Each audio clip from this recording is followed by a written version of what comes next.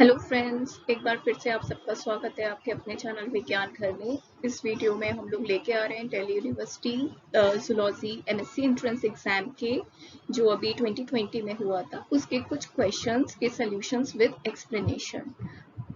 अगर आप लोगों ने चैनल्स को अभी तक लाइक, शेयर एंड सब्सक्राइब नहीं किया है तो प्लीज चैनल्स को सब्सक्राइब करें और बेल आइकन प्रेस करना ना भूलें so that you will get the regular notification. So let's start with the first question.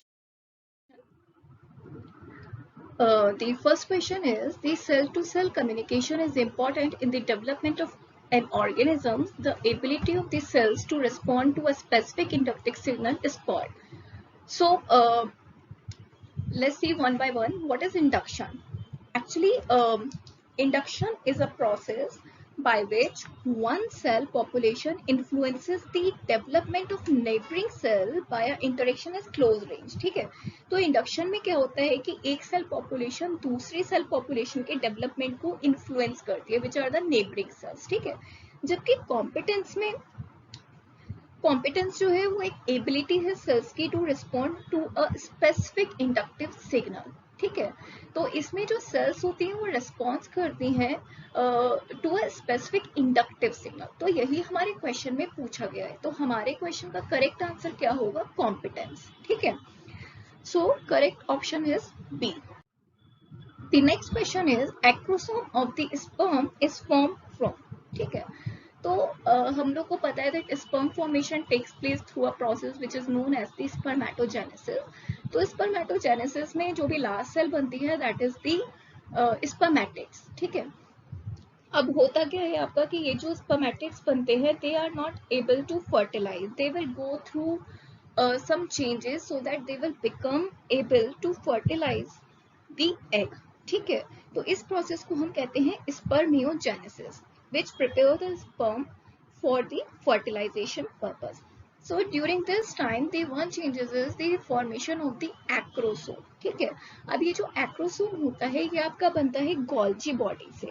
ठीक है, दैट इज वाई जितने भी ये गोल्गी एपरेटस में so that the acrosome contains a number of the enzymes. ठीक है, और फर्टिलाइजेशन के टाइम पे एक इंपॉर्टेंट रिएक्शन होती है जिसको हम कहते हैं एक्रोसोम रिएक्शन. उस टाइम पे एक्रोसोम क्या होता है, it will burst and it will release all the enzymes. और ये एंजाइम्स क्या करते हैं, ये जो भी आपके एग मेम्ब्रेन होती है उसको डाइजेस्ट करते हैं और उसके थ्रू एक पाथ बनाते हैं जिसमें से स्पर्म ट्रैवल करके एग में एंटर करता है. ठीक है, so acrosome of sperm is form from one. Option 1 A is correct, that is the Golgi body. Next question, the type of cleavage in an insect egg is. So we all know that the eggs are of different types on the basis of the amount of the yolk. ठीक है, तो eggs जो होते हैं वो आइसोलेसिथल, मीजोलेसिथल and megalecithal होते हैं. ठीक है, आइसोलेसिथल जिसमें बहुत कम अमाउंट ऑफ योग है, मीजोलेसिथल जिसमें मॉडरेट अमाउंट ऑफ योग है एंड मेगालेसिथल जिसमें बहुत सारा योग होता है which have a lot of योग. ठीक है, अब किस एग में कितना योग है ये डिटरमाइन करता है कि उसमें कैसा क्लीवेज होगा. ठीक है, अगर योग बहुत ज्यादा है तो क्लीवेज इनकम्प्लीट होता है जिसे हम कहते हैं मीरोप्लास्टिक क्लीवेज.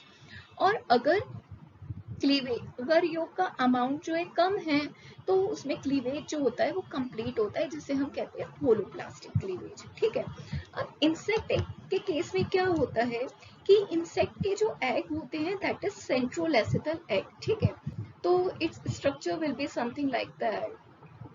इसमें क्या होता है कि आपका जो योग है that will be distributed in the centre. ठीक है, तो अब जब ये आपका जो सेंटर एरिया है ये योग से फिल्ड है तो इस टाइप के एग को हम कहते हैं सेंट्रोलेसिथल एग्स.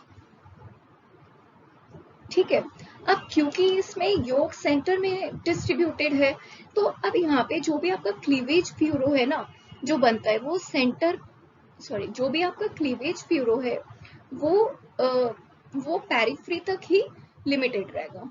ठीक है, वो योग जो होता है वो इम्पीड करता है. तो यहाँ पे जो भी आपका क्लीवेज है वो पेरिफ्री में ही रहेगा केवल. ठीक है, सेंटर में नहीं जा पाएगा. तो इंसेक्ट के जो एग होते हैं दैट इज सेंट्रोलेसिथल एग और इंसेक्ट एग में जो क्लीवेज होता है दैट इज सुपरफिशियल क्लीवेज क्योंकि ये सिर्फ पेरिफ्री में प्लेस ले रहा है. ठीक है, so option C is correct. Next, the gastrullar movement involved in migration of the individual cells from the surface to the interior of the embryo is termed as. So we know जब embryo जो होता है वो blastula से गैस्ट्रुलर stage में enter करता है तो बहुत सारी मॉर्फोजेनेटिक मूवमेंट्स होती हैं जिसमें सेल्स जो होती है वो मूव करती हैं और एक्टोडर्म, एंडोडर्म एंड मेसोडर्म का फॉर्मेशन करती हैं. अब ये गैस्ट्रुलर मूवमेंट्स जो होती है बहुत सारे टाइप्स की हो सकती हैं. यहाँ पे हमसे जो पूछा गया है वो पूछा गया है a migration of individual cells from the surface to the interior of the embryo. So here we can see that in this case the individual cells are migrating inside the embryo. It is an example of the ingression. ठीक है. जबकि involution में क्या होता है, जो cell sheet होती है, ठीक है, जो सेल शीट होती है वो इंटर्न करती है पूरी की पूरी. ठीक है. इनवेजिनेशन में क्या होता है कि जो आपकी सेल शीट होती है वो इनफोल्ड करती है इनटू द एम्ब्रियो में. और डीलैमिनेशन में क्या होता है, the splitting of the migration of one sheet into the two sheet. So in this case the correct option is a. Next question, in the following model organism which one is pseudo tetraploid. ठीक है. So what is pseudotetraploid condition? These pseudotetraploid organisms are those organisms which are having a chromosome complement which differs from the normal tetraploid complement in constitution but not in number. तो इसमें chromosome number तो tetraploid organisms के तरह ही होंगे but उनका जो constitution है that will be different. So the Xenopus laevis is an pseudo tetraploid organism. So option B is correct. Next, match list 1 with list 2.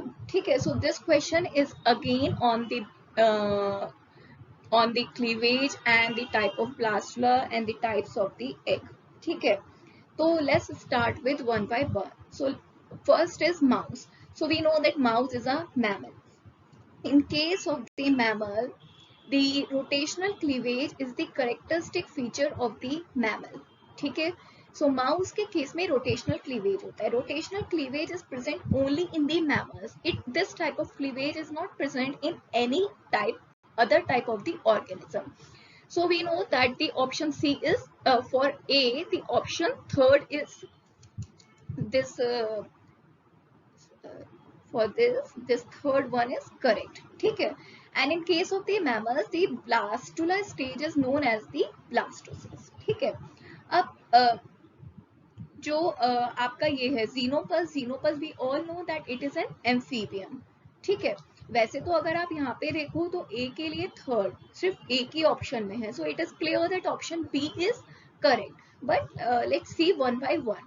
तो अगर हम Xenopus की बात करते हैं, Xenopus is an amphibia. अब एम्फीबिया के केस में जो होता है वो आपका मीजोलेसिथल एग्स होते हैं. ठीक है. दैट मीन्स इनमें जो होता है वो आपका मॉडरेट अमाउंट ऑफ योग होगा. अगर मॉडरेट अमाउंट ऑफ योग होता है तो उसमें क्लीवेज कंप्लीट होता है. ठीक है. तो दैट मीन्स होलोब्लास्टिक क्लीवेज होगा. ठीक है. तो बी के लिए ऑप्शन 2 इज करेक्ट. अब बात करते हैं हम चिक की. ठीक है. चिक इज एन एवियन. एवियन के केस में क्या होता है कि जो आपके एग्स होते हैं दे आर मेगालेसिथल एग्स. तो इसमें जो क्लीवेज है वो कंप्लीट नहीं होता है. That will be incomplete cleavage. और इनकम्प्लीट क्लीवेज को हम कहते हैं मीरोब्लास्टिक क्लीवेज. ठीक है. तो बट जो इनके केस में बर्ड्स के केस में होता है वो डिस्क्वाइडल मीरोब्लास्टिक क्लीवेज होता है. ठीक है. तो इसके लिए option 4 is correct. There is one more term that is the cleidoic egg. Cleidoic eggs का मतलब क्या होता है, दीज आर शेल्ड एग्स. और शेल्ड एग्स या cleidoic eggs they are present in case of the birds and reptiles.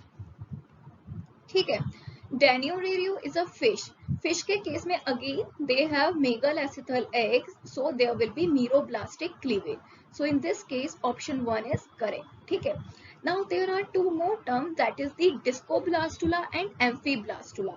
अब ये amphiblastula क्या होता है? So amphiblastula it is the characteristics of amphibia. ठीक है. अब एम्फीबिया के केस में मैंने आपको बताया कैसे एग्स होते हैं, मीजोलैसिथल एग्स, तो मॉडरेट अमाउंट ऑफ योग होता है, इसलिए जो एम्फीबिया के एग्स होते हैं उसमें क्लियर पोलैरिटी होती है। ठीक है, पोलैरिटी का मतलब यहाँ पे जो होता है आपका एक एनिमल पोल है और एक वेजिटल पोल है। ठीक है, अब एनिमल पोल में जो है यहाँ पे आपके माइक्रोमेयर्स होते हैं और यहाँ पे आपके मेगामेयर्स होते हैं। तो यहाँ पे जो है आपका डिवीजन बहुत फास्ट होगा और यहाँ पे जो है आपके बड़े बड़े सेल्स होंगे। ठीक है, तो अब तो इसके केस में क्या होता है कि ये जो जिसको हम कहते हैं ब्लास्टोसील, ये डिस्प्लेस्ड होती है। ठीक है, तो एम्फीब्लास्टुला में ब्लास्टोडर्म जो है, ये जो लेयर है इसको हम कहते हैं ब्लास्टोडर्म, ये अनइक्वल थिकनेस की होती है। इसकी थिकनेस एनिमल पोल पे ज्यादा होती है और वेजिटल पोल पे कम होती है, और इसमें जो ब्लास्टोसील है ये आपकी डिस्प्लेस्ड होती है टुवर्ड्स द एनिमल पोल। ठीक है, जबकि डिस्कोब्लास्टुला में क्या होता है, यहाँ पे आपके जो मल्टीलेयर डिस्क होती है सेपरेटेड सेल्स की, वो योग से सेपरेट होती है बाय अ कैविटी जिसे हम कहते हैं सब जर्मिनल कैविटी, और ये कैविटी जो होती है ये ब्लास्टोसील के कंपैरेबल नहीं होती है, it is different. So that is the difference between the discoblastula and amphiblastula, but in this question the correct option is B. Which one of the following provides fast block to the polyspermy during sea urchin fertilization? So what is polyspermy? If more than one sperm fertilizes with the ova, that phenomena is known as the polyspermy. ठीक है, so to prevent the polyspermy in case of the animal, there are two types of the mechanism, slow block and the fast block. ठीक है, slow block में क्या होता है, एक cortical granule reaction होती है। ठीक है, जबकि फास्ट ब्लॉक में क्या होता है कि जो आपकी सेल मेम्ब्रेन होती है उसका पोटेंशियल चेंज होता है। ठीक है, so there will be depolarisation of the egg membrane. So in this case the option C would be correct. अगर आपसे स्लो ब्लॉक पूछा जाता तो वहां पे आपका wave of calcium release and release of the contents from the cortical granules, ये दोनों आपके ठीक आंसर होते। ठीक है, so in this question option C is correct. Next question. Following are the events that occur during the fertilization. हमें ये बताना है कि ये जो भी चार इवेंट हैं इनका करेक्ट सीक्वेंस क्या है। ठीक है, तो सबसे पहले जब भी हम फर्टिलाइजेशन की बात करते हैं तो फर्टिलाइजेशन के केस में सबसे पहले क्या होना चाहिए, रिकॉग्निशन होना चाहिए एंड कॉन्टेक्ट होना चाहिए between the sperm and the ओवा। ठीक है, तो सबसे पहले आपका ये स्टेप होना चाहिए। उसके बाद में स्पर्म एंट्री होनी चाहिए एग के अंदर। एक बार स्पर्म एंटर कर गया so there should be the fusion of genetic material. ठीक है, फ्यूजन हो गया, उसके बाद में जो एग मेटाबॉलिज्म है उसका एक्टिवेशन होना चाहिए जिससे कि डेवलपमेंट स्टार्ट हो। So these events occur in this sequence D, C, B, A. So here we can see that option C is correct. Next question.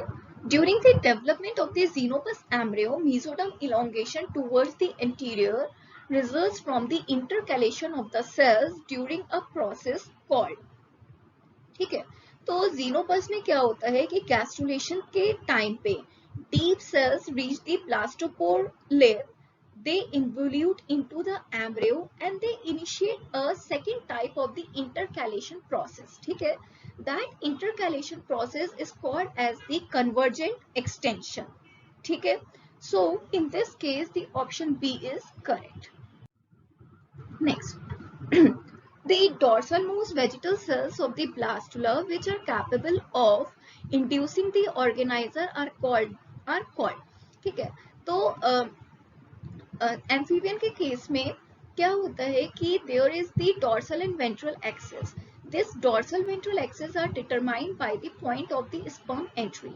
तो जब sperm enter करता है उसके just opposite side में there is gray crescent area. This gray crescent area is the dorsal axis and the point where the sperm enter, that is the ventral. ठीक है, अब यहाँ पे ये पूछ रहे हैं the dorsal most vegetal cells of the blastula. तो dorsal most vegetal cells of the blastula which are capable of inducing the organizers are called the nucleus center. ठीक है, and what is organizer? Organizer is called the dorsal lip of the blastopore. पोर। जो स्पीमैन is a scientist, उन्होंने बहुत सारे experiment किए, उस experiment के through उन्होंने कंक्लूड किया कि आपका जो dorsal lip of blastopore and उसके जो भी डेरिवेटिव्स होते हैं, they are called the organisers, but in this case the correct option is C, nuclear centre. Next, which of the following is a light compass response? ठीक है, so first of all we should know that what is taxis. So taxis may be described as oriented locomotory reactions of motile organisms, ठीक है, in response to a stimulus. ठीक है, तो अगर stimulus के side organism move करता है तो हम उसको कहते हैं पॉजिटिव टैक्सेस, और अगर ऑपोजिट डायरेक्शन में मूव करता है तो हम कहते हैं निगेटिव टैक्सेस। ठीक है, अब जियोमैग्नेटिक एक्सिस में क्या होगा, अगर जियोमैग्नेटिक जो मूवमेंट वेव्स होते हैं उनके रेस्पॉन्स में मूवमेंट हो रही है। ठीक है, हाइड्रोटैक्सिस अगर water as a stimulus work कर रहा है फॉर अ मूवमेंट तो उसको हम कहते हैं हाइड्रोटैक्सिस। ठीक है, मीनोटैक्सिस में क्या होता है, मीनोटैक्सिस में it is the light compass reaction. ठीक है, अगर लाइट मतलब कि अगर ओरिएंटेशन जो होता है वो किसी भी एंगल पे हो रहा है, ठीक है, तो उसको हमने कहा मीनोटैक्सिस। जैसे कि लाइट कंपास रिस्पॉन्स, ये आप देखते हो हनी बीज के केस में। ठीक है, जो भी फोरेजिंग इंसेक्ट्स होते हैं such as the ants and bees, उसमें आप लोग देखते हो कि वो जो सन डायरेक्शन होता है उसको यूज करते हैं अपने मूवमेंट के लिए या ओरिएंटेशन के लिए, तो इसको हम कहते हैं मीनोटैक्सिस। जबकि नीमोटैक्सिस में क्या होता है, नीमोटैक्सिस के केस में जो भी इंसेक्ट्स होते हैं या एनिमल्स ऑर्गेनिजम्स होते हैं, they use the memory to follow trails that organisms have left when traveling to and from their home. ठीक है, तो इस केस में एनिमल्स जो होते हैं वो अपनी मेमोरी का यूज करते हैं कि उन्होंने कौन सा रूट लिया था जब वो आ रहे थे या जा रहे थे। तो लाइट कंपास रिस्पॉन्स के लिए option C is correct, that is menotaxis. Next, hypophycectomy of the adult female rat prevents the development of। ठीक है, so we all know that if we will do the hypophycectomy, there will be no release of the gonadotropins. Gonadotropins are the these luteinizing hormone and the follicle stimulating hormone। ठीक है, तो ये जो भी आपके gonadotropins होते हैं, these are important for the follicular development। ठीक है, तो बहुत सारी रिसर्च और एक्सपेरिमेंट किए गए हैं जिसमें ये बताया गया है कि जो भी आपका प्राइमोर्डियल फॉलिकल जब प्राइमरी फॉलिकल में डेवलप होता है तब गोनाडोट्रोपिन का जो जरूरत नहीं होती, इट इज गोनाडोट्रोपिन इंडिपेंडेंट। ठीक है, because this process continues even after the hypophysectomy. But इसके बाद जो फर्दर डेवलपमेंट होता है ग्रोइंग फॉलिकल्स का, that is dependent on the gonadotropin. तो अगर हम हाइपोफाइसेक्टोमी कर रहे हैं एडल्ट फीमेल रेट में, तो प्राइमरी फॉलिकल्स के बाद सेकेंडरी फॉलिकल भी इवन बन जाएंगे। ठीक है, बट आपका क्या होता है कि ये डेवलपमेंट भी स्लोअर हो जाएगा या लिटिल बिट इनहिबिट होगा। ठीक है, बट सेकेंडरी फॉलिकल के बाद में जब ग्राफियन फॉलिकल बनता है, ओव्यूलेशन स्टेज होती है, that will not occur in the hypophysectomised adult female rat. तो in this case the option D is correct. ठीक है, mammalian acrosomal reaction is initiated by which of the following। ठीक है, अब जब आपका मैमेलियन स्पर्म बाइंड करता है oocyte को, तो सबसे पहले क्या होना चाहिए, इसे बाइंड करना चाहिए एंड पेनिट्रेट करना चाहिए जोना पैलुसिडा को। ठीक है, मैमल्स के केस में एक लेयर होती है जोना पैलुसिडा। ठीक है, तो स्पर्म को एग में एंटर करने से पहले they have to penetrate through this zona pellucida layer. अब इस जोना पैलुसिडा लेयर में it is composed of the three types of the glycoproteins, major glycoproteins ZP1, ZP2 and ZP3. So there are three types of the glycoproteins। ठीक है, अब सबसे पहले step में क्या होता है, जब ये पेनिट्रेट करता है there will be a weak binding। ठीक है, there will be a weak binding with the peripheral proteins। But सबसे लास्टली क्या होता है कि जो भी एक प्रोटीन होती है स्पर्म पर, वो बाइंड करती है ZP3 glycoprotein of the zona pellucida layer. जब ये बाइंडिंग होती है स्पर्म की ZP3 से, उसके बाद ही एक्रोसोमल रिएक्शन स्टार्ट होती है। ठीक है, तो इस केस में आपका option D is correct. Next question, which of the following is observe during the anaphase B. ठीक है, अब एनाफेज 1 में क्या होता है या एनाफेज ए में क्या होता है, क्रोमोसोम्स जो है वो मूव करते हैं towards the poles and kinetochore fibre microtubule shorten. ठीक है, जबकि एनाफेज बी में क्या होता है, द स्पिंडल पोल्स जो होते हैं, अब जो आपके क्रोमोसोम है वो सेग्रीगेट हो जाते हैं, the spindle poles move apart and elongate, which is characterized by the sliding apart of the interpolar microtubules as the two opposite spindle poles separate. That means anaphase B में आपके जो दो spindle poles होते हैं वो separate करते हैं। ठीक है, and it is characterised by the sliding of the kinetochore microtubules, जिसकी वजह से क्या हो जाता है, आपके जो सिस्टर क्रोमेटिड्स होते हैं they will pull apart and contribute to the chromosome segregation. So in this case option D would be correct. Okay, next, the most sensitive area of the entire larynx and the respiratory tract for triggering a cough reflex is. ठीक है, इसके लिए जो correct option है that is the mucous membrane of carina. What is carina?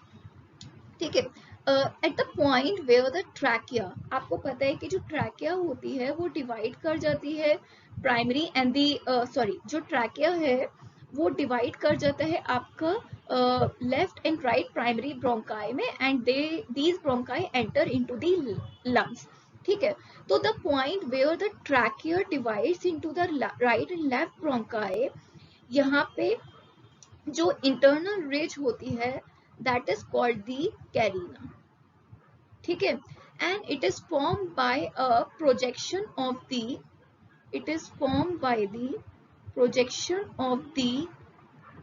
last tracheal cartilage. ठीक है, तो ये जो करीना होता है आपका, इसकी mucous membrane, it is the most sensitive area of the entire larynx and the respiratory tract for triggering a cough reflex. ठीक है, so option D is correct. The next question is the conjugation between the F and F minus cells between will be. ठीक है, what will be the resultant? So we know that in case of the bacteria, the conjugation is a process in which plasmid are transferred by themselves along with other DNA element from one cell to the another cell through the conjugation tube. So here we can see that this is the conjugation tube, it is the donor cell and this one is the recipient cell. So from this cell through this conjugation tube, the plasmid is going from this cell to this cell. ठीक है, so after this conjugation both the cells are F positive. ठीक है, so in this case both the cells will be 2 F cells. ठीक है, so option C is correct. So these are the few questions. Very soon you will find the another video of the DU in which we will compile the rest of the questions. I hope you like this video. If you have any query, so you can write in the comment section, as well as you can email us at vigyanghar@gmail.com पे। ठीक है, सो अभी तक अगर आपने video को like नहीं किया है तो प्लीज लाइक कर दें और चैनल को सब्सक्राइब करें। Thank you.